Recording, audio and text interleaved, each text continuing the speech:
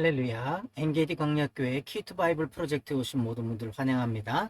오늘은 창세기 22장에서부터 27장까지에 나오는 이삭의 생애를 통한 그리스도에 대한 예표를 우리가 함께 살펴보고자 합니다.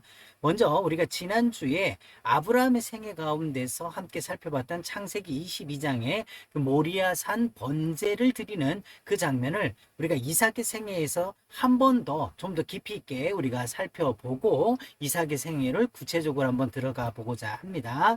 먼저 창세기 22장에서 보면요. 이삭을 번제로 드려라 라고 하나님께서 이제 명령을 하시고 아브라함이 3일 길을 가서 모리아산에서 이제 이삭을 번제로 드리는 그 장면이 나오죠. 이것은 아브라함의 생애와 이삭의 생애에서 절정에 해당되는 그 믿음의 절정의 부분이기 때문에 우리가 좀 더 살펴볼 필요가 있을 것 같아요. 그래서 하나님께서 여호와께서 지시하신 한 산 거기 가서 너의 독자를 번제로 드려라. 그리고 거기에서 하나님이 예비하신 은혜를 누리는 여호와 이레의 그 은혜를 누리게 되죠.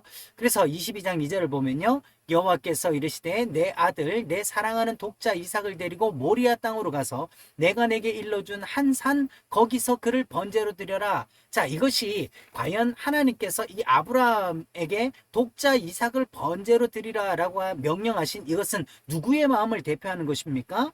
자기의 독생자 예수 그리스도를 우리를 위하여 번제물로 주실, 속죄물로 주시고 또 우리를 위한 이런 화목제물로 주실 그 하나님 아버지의 마음을 아브라함에게 깨닫게 하시는 것이죠. 그래서 한 산, 하나님이 지시한 한 산 거기로 가서 번제로 드려라. 거기가 어디입니까? 바로 이 모리아 산이죠. 지금은 예루살렘에 가보면 성전산이라고 하는 여기에 이제 그 솔로몬의 성전이 있었던 바로 그 자리가 되겠습니다. 그래서 이 모리아 산에 가서 번제로 드려라. 이 모리아 산은요, 역대상 21장 18절을 보면은 다윗이 재난을 막기 위해서 오르난의 타작마당에 번제단을 쌓았던 바로 그 오르난의 타작마당이요, 솔로몬이 성전을 지었던 성전산이요, 바로 그리스도께서 우리의 대속물이 되시고 우리를 위하여 자기 몸을 화목제물로 드린 바로 그 그리스도의 십자가가 세워진 바로 그곳이다 라고 하는 것이죠. 그래서 한 산,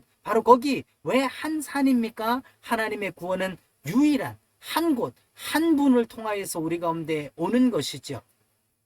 그래서 22장 13절에 아브라함이 눈을 들어 살펴본 즉 한 순양이 뒤에 있는데 뿔이 수풀에 걸려 있는지라 아브라함이 가서 그 순양을 가져다가 아들을 대신하여 번제로 드렸더라. 예, 이제 만약에 아브라함이 이 지시한 산에 가서 번제를 드리지 않았다면 어떻게 되는 것입니까?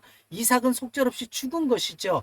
그런데 하나님이 약속하신 그 산에 가서 번제로 드릴 때 이삭을 대신하여 죽을 뿌리 수풀에 얹긴 순양이 있다. 그것을 하나님이 예비하신 여호와 이레를 만날 수가 있었던 것이죠.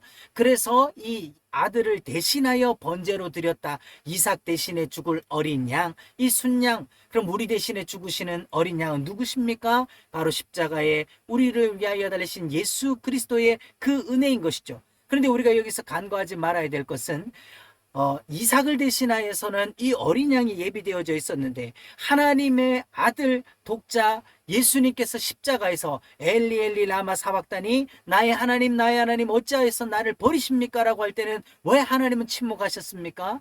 그 아들 예수 그리스도를 대신하여 드릴 어린 양, 그 예수님을 대신하여 인류의 죄를 속죄할 그 어떤 것도 없었기 때문에 하나님은 아들의 외침을 외면할 수밖에 없었다는 이 마음을 우리는 잘 깨달아야 할 필요가 있는 것이죠. 그리고 이제 창세기 24장으로 넘어와서요, 바로 이제 아브라함이 나이가 많아 죽을 때가 가까워서 이삭의 배필을 찾기 위해서 자기 집에서 낳고 기른 늙은 종을 하란 땅으로 보내게 됩니다. 그 하란 땅에서 이제 그 늙은 종이 리브가를 만나게 되죠. 그래서 그 리브가를 이삭의 아내로 배필로 선택을 해서 돌아옵니다. 그때 이제 이 리브가를 향해서 그의 오라버니였던 라반이 축복하는 장면이 나와요. 그 축복의 주제가 내 씨로 원수의 성문을 얻게 할지어다라는 거예요. 그런데 이것은 창세기 22장 17절에 하나님께서 아브라함에게 축복하신 말씀에 내 씨로 크게 성하여 내 씨가 그 대적의 문을 얻으리라. 이 아브라함에게 줬던 약속이에요. 근데 지금 어떤 거죠? 아브라함이 나이 많아 늙어 죽을 때가 돼서 이제는 그 믿음의 계통이 바톤이 누구에게로? 이삭에게로 넘어가야 돼요. 그래서 이 이삭에게로 넘어가는 그 믿음의 태가 누구에게로 이어집니까? 리브가에게로 가는 거죠. 그래서 24장에 리브가에게 축복하여 가로되 너는 천만인의 어미가 될지어다 내 씨로 그 원수의 성문을 얻게 할지어다 라고 라반이 리브가에게 축복합니다. 그러니까 이 여자의 후손으로 오실 것이 이제는 사라의 태를 통해서 이삭이 오고 이삭이 이제 리브가의 태를 통하여 또 누가 오실 것입니까? 바로 야곱의 후손으로 예수 그리스도가 오실 그 메시아의 계보가 이제는 아브라함에게서 이삭으로 사라에게서 리브가로 넘어오게 되는 이것이 자연스러운 축복으로 우리 가운데 주어지고 있다라고 하는 것을 볼 수가 있는 거죠. 그래서 이제 창세기 24장에 이삭이 리브가를 아내로 맞이하는 것으로 이제 24장이 끝이 납니다. 그리고 25장에 넘어와서요, 바로 이스마엘의 족보가 이제 나오게 되는데, 그 이스마엘의 족보의 특징이 뭡니까? 그 모든 형제의 맞은편에 거주한다. 이것은 형제와 마주 보는 땅에 있다는 게 아니라 맞은편, 즉 대적이라는 거예요. 대적의 세력에 서 있다. 그래서 그가 모든 형제와 대항해서 살리라. 모든 형제 누굽니까? 이스마엘의 형제가 누가 있어요? 이삭의 후손들이죠.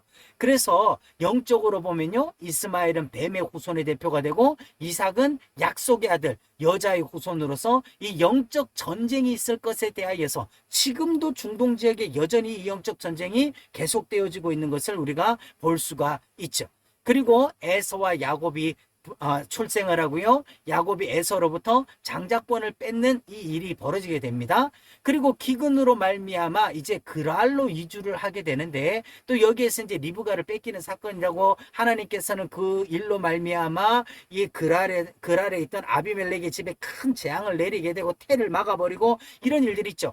똑같이 아브라함이 누구로 말미암아? 사라로 말미암아 애굽에 내려갔을 때 그 있었던 일들을 이삭이 다시 한번 경험을 하게 됩니다. 왜 하나님이 개입을 하십니까? 사라의 태를 지켜서 누가 오실 길을, 메시아 오실 길을 예비하듯이 리브가의 태를 지켜서 누가 오실 길을, 메시아가 오실 그 계통을, 그 계보를 지키시는 하나님이시죠. 그래서 그가 이제 그랄에서 이주라에서 가는 곳마다 이삭이 샘을 파게 됩니다. 그래서 이삭의 또 다른 별명이 뭡니까? 우물 파는 사람이죠. 근데 이삭은 가는 곳마다 샘을 팔 때마다 물을 얻었대요. 자, 우리나라처럼 이스라엘 땅은 이렇게 물이 많은 땅이 아닙니다. 그래서 아무데나 파이프 꽂고 우물 판다고 물이 나오는 게 아니에요. 매우 건조한 땅이라 물을 얻기가 쉽지 않습니다. 그런데 이삭은 가는 데마다 샘을 팔 때마다 물을 얻었대요. 그 비결이 뭡니까? 그의 아버지 아브라함이 아브라함 때 팠던 우물을 다시 팠다. 여러분, 오늘날 이 시대에 우리의 신앙생활의 가장 큰 위기, 우리 신앙생활의 가장 큰 문제점이 무엇입니까? 자꾸 새로운 걸 원한다는 거예요. 뭐 좀 더 새로운 거 없나? 좀 더 신선한 거 없는가? 설교도 뭔가 재밌고 새롭게 신선한 거 없는가? 아니죠. 하나님의 말씀은 영원 무궁토록 동일한 거예요. 묵은 장맛이 더 깊은 맛을 내듯이 하나님의 말씀의 은혜에 우리가 깊이 들어가려고 해야 된다는 거죠. 그래서 그의 아버지 아브라함이 팠던 우물을 다시 팔 때 물이 솟았다. 여러분, 오늘날 우리의 은혜의 샘물은 어디입니까? 우리 조상들이 팠던 하나님의 말씀의 우물, 그 하나님의 말씀의 샘을 파고 또 팔 때 거기서 동일한 생수, 우리의 선조들이 얻었던 믿음의 생수, 그것도 우리에게 주어지게 된다는 것이죠. 그리고 이제 부엘세바에서 하나님께서 이제 이 그랄 왕 아비멜렉과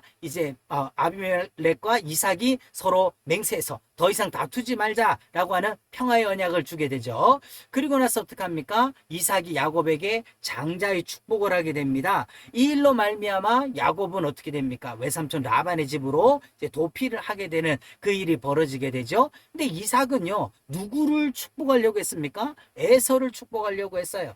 그런데 하나님은 처음부터 리브가의 태 속에 두 민족이 있고 두 나라가 있을 것이다 라고 할 때 이 누구를 선택했습니까? 큰 자가 작은 자를 섬길 것이다. 즉 야곱을 선택을 했다는 거예요. 하나님의 선택이죠. 그런데 이삭이 자꾸 에서를 축복하려고 합니다. 그때 리브가와 함께 이제 야곱이 당돌이 이제 그 장자권을, 장자의 축복을 받아서 가게 됩니다. 그리고 우리가 창세기 27장에 야곱이 이삭에게 장자의 축복을 받게 되는 그 장면을 자세히 읽어보세요. 야곱이 어떻게 받게 됩니까? 야곱 자신으로는 안 돼요. 나는 안 된다라고 얘기합니다. 근데 야곱이 받을 수 있었던 게 뭐죠? 몸에는 털을 붙이고, 그 다음에 형의 옷을 입고, 그 손에는 아버지가 좋아하는 별미를 들고 들어가서 축복을 받습니다.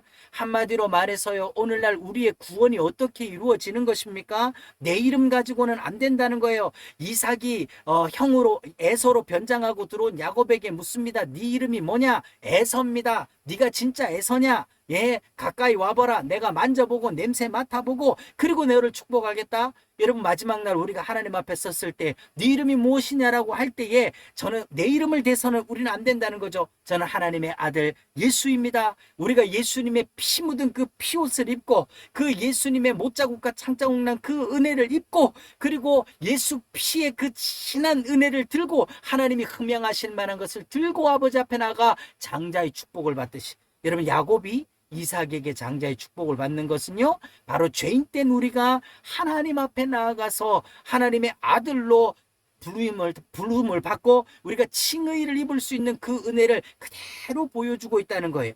그리고 창세기 35장에 가서 이삭은 이제 구속사의 무대에서부터 퇴장을 하고 이제 야곱이 등장을 하죠. 그리고 35장에 가서 야곱이 이제 돌아와서 이삭이 죽고 헤브론에 장사됩니다. 아버지 아브람도 헤브론에 장사되고, 사라도 헤브론에 장사되고, 이삭도 헤브론에 장사되고, 이제 모든 믿음의 조상들이 약속을 따라 믿음을 가지고 헤브론에 장사되는 것을 우리가 볼 수 있습니다. 오늘날 우리도 그러면 무엇을 믿고? 다시 오실 주님의 그 재림과 영원한 천국의 우리의 그 낙원, 우리의 집이 하나님 나라에 예비되어 있음을 믿고 믿음 안에 잠드는 우리의 믿음의 사람들이 되어야 된다는 것이죠.